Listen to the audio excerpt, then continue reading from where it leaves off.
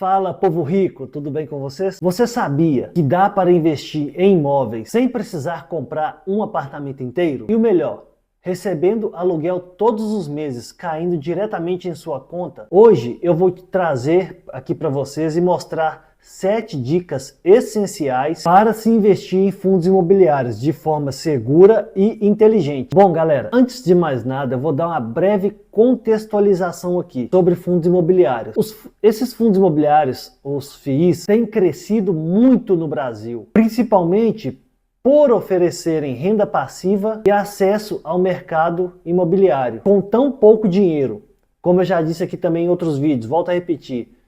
Tem fundos imobiliários de 8, 9, 10, 7 e assim sucessivamente. Mas atenção, como qualquer outro tipo de investimento, existem estratégias para evitar o erro e aumentar o seu ganho. E é exatamente agora que eu irei falar dessas 7 estratégias, sendo que a última é uma das mais importantes, não menosprezando as outras, todas são importantes, é um passo a passo a se seguir.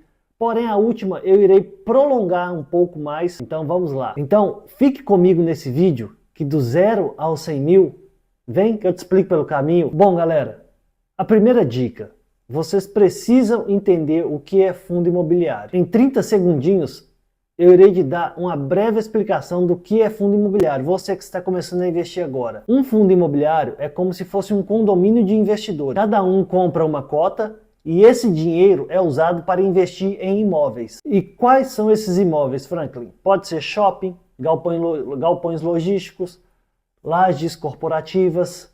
Esses são os imóveis físicos. Vou te dar um exemplo aqui agora para você entender melhor. O HGLG é um fundo imobiliário que eu particularmente possuo esse fundo. Galera, nada disso aqui é dica de investimento, tá ok? É apenas explicando a vocês e dando vocês 7 boas dicas para vocês não errarem lá na frente, para vocês que estão começando agora. Vamos lá.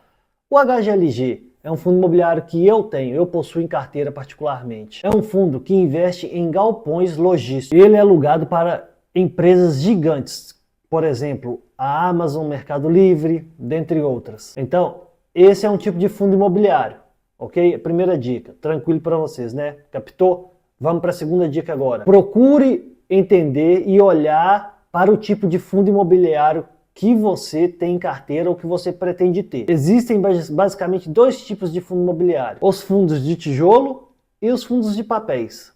Os fundos de tijolo investem em imóveis físicos, por exemplo, shopping, lajes, hospitais, galpões logísticos, ok? Os fundos de papéis investem em títulos como, por exemplo, os CRIs, que pagam juros. Um exemplo de um fundo imobiliário de tijolo, XPML11, ok? É um fundo de shopping. E um fundo de papel, KNCR11, é uma renda fixa atrelada ao setor imobiliário. Dica número 3, diversifique o seu investimento. Assim como nas ações, turma, não dá para colocar todos os seus aportes em um tipo de fundo imobiliário. Isso é regra primordial em qualquer investimento. Regra número 1, não coloque tudo em um cesto só. Por quê, Franklin?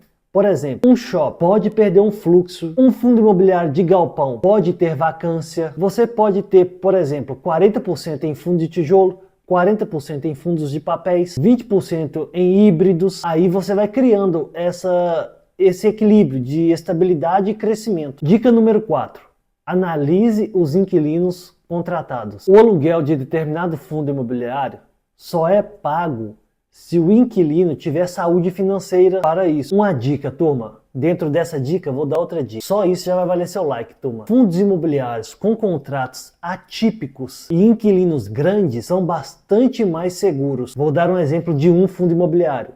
O HGRU tem contratos longos com rede de supermercados, como Açaí, Pão de Açúcar. E isso, querendo ou não, galera, dá mais previsibilidade para a renda. Uma dica dentro de outra dica, né, galera? Só aqui já valeu o seu like, não já? Queria pedir a você para se inscrever no canal, ativar o sininho de notificação, deixar aqui embaixo nos comentários se você possui algum tipo desses fundos imobiliários que eu citei aqui até agora. Isso é muito importante para mim continuar fazendo os vídeos aqui para vocês, trazendo boas dicas para você não errar lá na frente.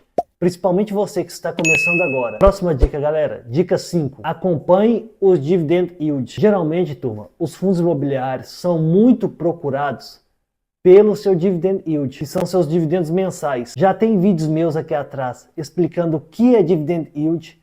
Não vou entrar nesses detalhes para não ficar um vídeo tão extenso, mas é só olhar aqui atrás, tem vídeos meus explicando o que é e como funciona isso na prática. Então eu já falei com vocês sobre o dividend yield. Não olhe apenas as porcentagens altas, porque pode ser insustentável. Vou te dar um exemplo aqui. Um fundo pagando 8% ao ano de forma consistente, como por exemplo um fundo imobiliário aqui, o BCF11, pode ser melhor do que um fundo imobiliário pagando 15%, mas correndo um grande risco de vacância. Entendeu? É melhor você ficar num consistente do que no outro que corre maior risco. Mas isso também depende de cada estratégia. Às vezes você é um investidor mais arrojado, tá super ok, é válido, mas tenha isso em mente. Beleza? Próxima dica. Verifique a liquidez das cotas. Liquidez é a facilidade de você vender suas cotas na bolsa. Fundos maiores, com muitos mais investidores, a tendência é ter uma liquidez melhor do que fundos menores com poucos investidores. Dica número 7. Invista pensando a longo prazo. Fundos imobiliários geralmente são investimentos de médio a longo prazo. Oscilações no curto prazo acontecem, mas o importante aqui é a renda recorrente e a valorização no tempo. Por exemplo, se você tivesse 10 mil reais em um fundo diversificado em 2015, eu estou falando isso porque eu já fiz umas continhas, turma. Agora eu só estou explicando. Hoje poderia estar recebendo 100 reais ou a 200 reais por mês de aluguel, sem precisar de um imóvel físico para isso. Como eu disse a vocês que eu iria prolongar um pouco a dica número 7, que era importante a questão do longo prazo, irei falar mais um pouquinho aqui. Porque o longo prazo é a essência dos fundos imobiliários. Galera, renda recorrente evolui com o tempo. Contratos são reajustados, novas locações acontecem, vacâncias caem e o gestor sempre tende a melhorar os portfólios. E daí tem a parte dos ciclos de juros e créditos. Já ouviu essa expressão? O tempo suaviza os ruídos. Por exemplo, vacância, emissões, obras e revisões contratuais, tudo isso dói no curto prazo, mas a tese vencedora disso aparece no horizonte de anos, ou seja, a longo prazo. Então, como definir mais ou menos o seu horizonte de regras? Horizonte mínimo, turma, de 5 a 10 anos, para você sentir plenamente os ciclos e a capitalização dos proventos. Agora, tem outros detalhes também, como quais são os planos para isso? Aportes todos os meses, sem falhar. Bom, galera, chegamos ao fim desse vídeo. Ficou um pouquinho longo, mas é um vídeo muito importante. São dicas para você que está começando agora a investir. Não deixe de compartilhar esse vídeo com aquele amigo seu que está pensando em começar a investir. Pegar essas dicas. Tem vários vídeos meus aqui atrás ensinando a fazer alguns tipos de análise entre fundos imobiliários. Caso tenham dúvida, meu Instagram está aqui, podem me chamar lá no direct, tenho um prazer enorme em atender vocês e tirar a dúvida. Então, esse é o vídeo de hoje, galera. Um grande abraço e até a próxima.